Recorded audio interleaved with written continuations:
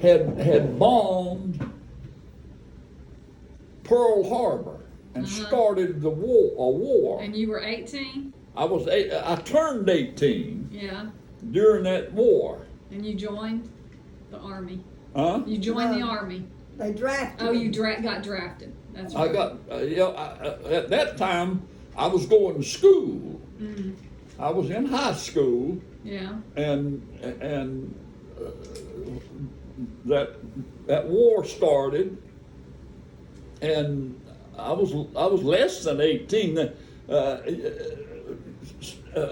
was no question about it.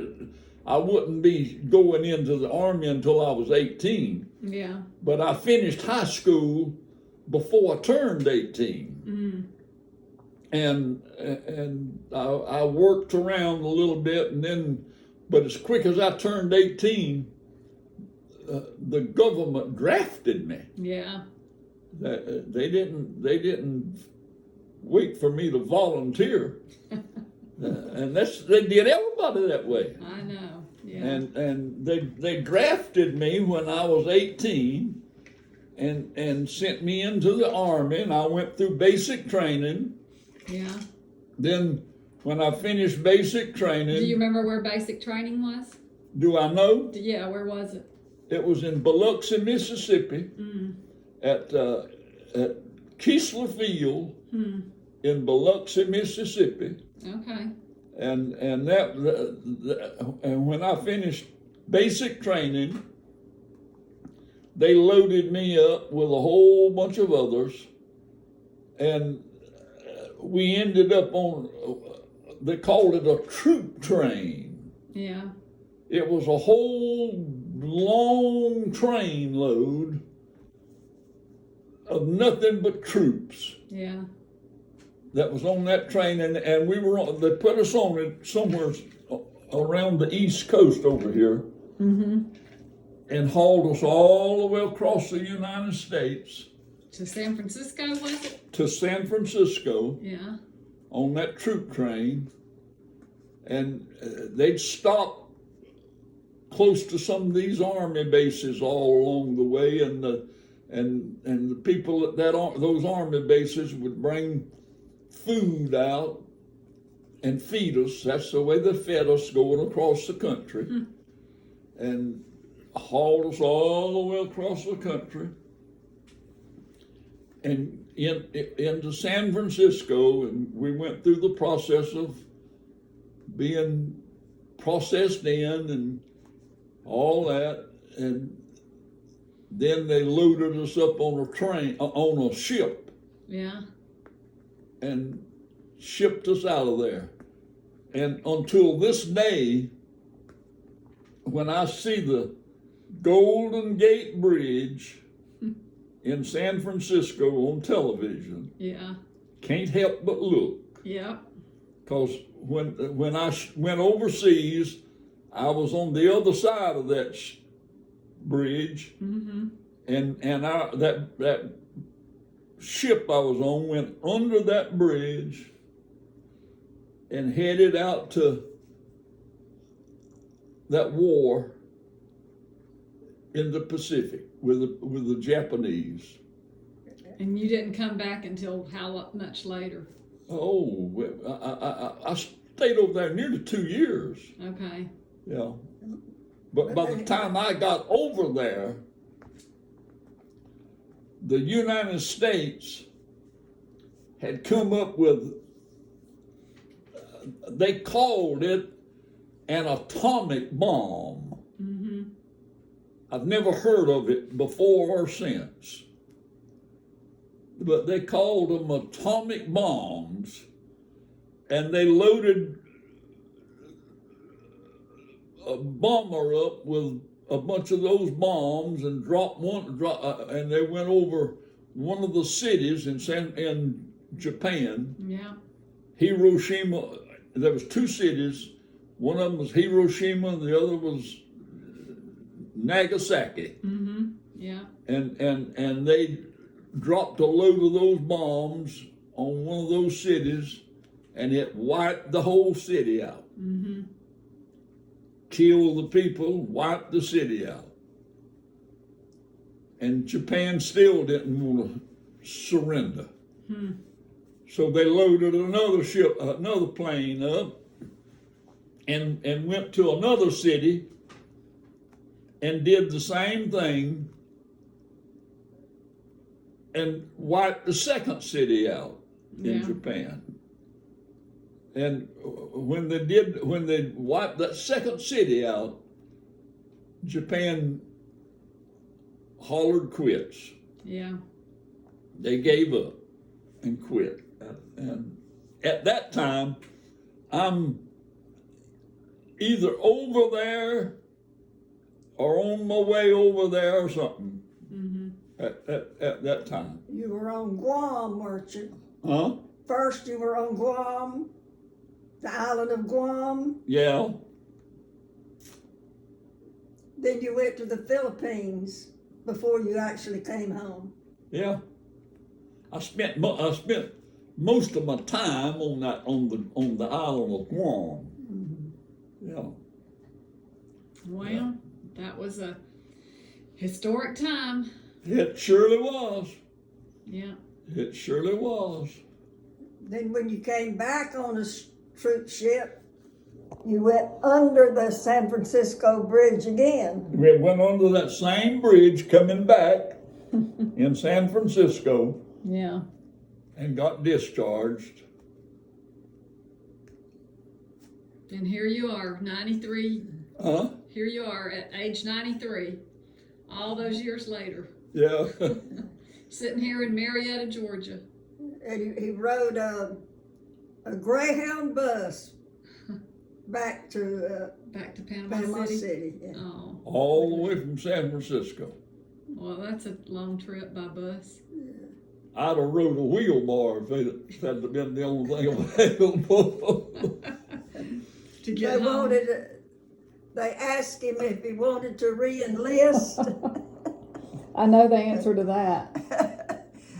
and he said, if you make me a 4-star general, I'm not going to re-enlist.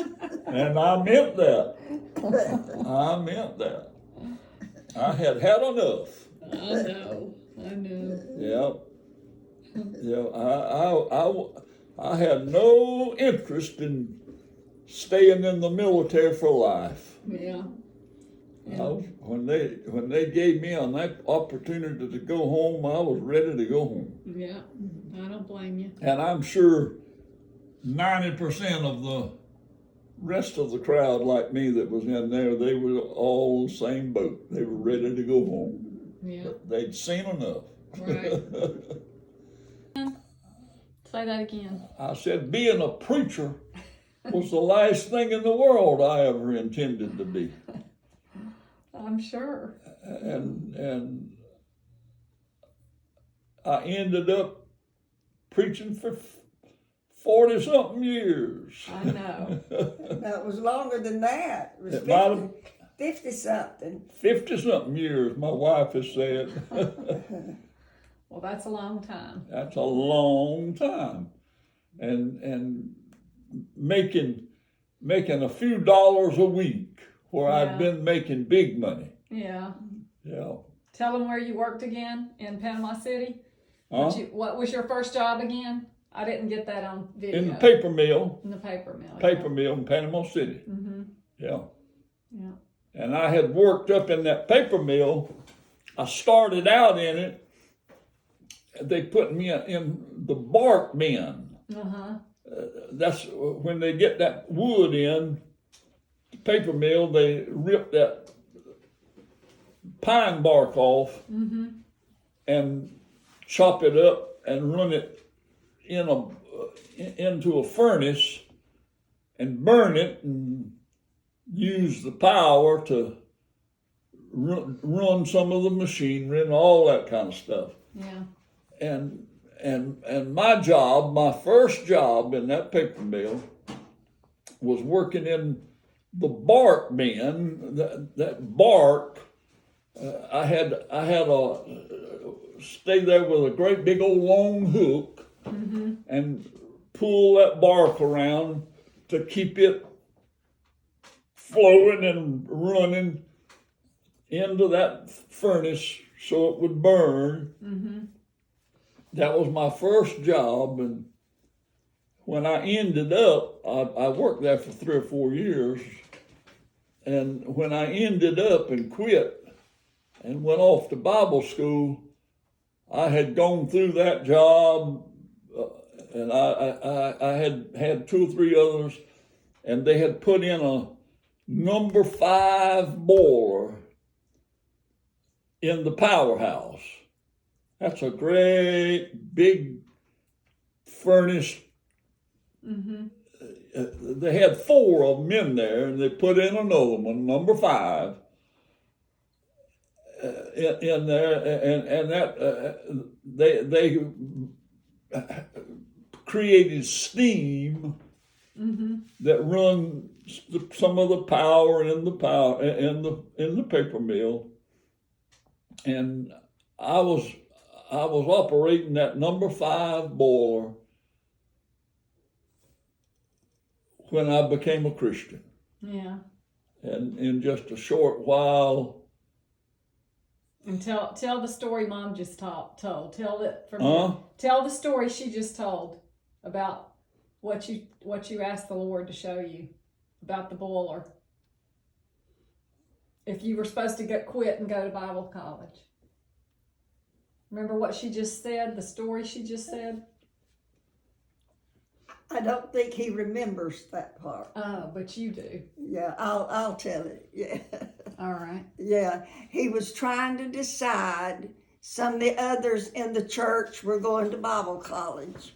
So he was trying to decide if he should go. And so he told the Lord if he should go to college to let something be wrong with that boiler when he got there. And he said nothing had ever gone wrong before. But when he got there, the guy that he was going to replace said, Albert, you need to go check the boiler. There's something wrong with it. And so that was his answer. And then he decided to go to Bible college. That's neat. quit my good job, making good money, and went off to Bible school making nothing. Well, But he had enough on the GI Bill that paid his way through Bible college. oh, Yeah, that's great. yeah. And going to Bible college and being a preacher was actually a pretty good life, wasn't it? That was the last thing I intended to be. I thought I'd stay at that paper mill long as I lived and worked, Yeah. you know, Yeah. because I was doing well. But you don't have any regrets, do you? Not a bit. Not a bit, no. No. But it was tough Yeah. not staying there, Mm-hmm. because I was making good money and just getting along fine. But the Lord took care of us. The Lord took care of us on $2 and $3 a week. I don't know how. But the Lord has blessed us, and we've got good retirement now. Yeah, you and sure have. we're not suffering No, you're at not. all. No. That's a blessing. We're Yeah. getting along good. I know. Yeah. Y'all are. You've been retired for 30 years. Yeah, yeah, That's pretty good. yes. Yeah. yes. Yeah, I pastored this church here in Marietta for 28 years, Yeah. Yeah. and I thought I was getting old, and so I decided I would retire, and I did. I retired after 28 years, Yeah.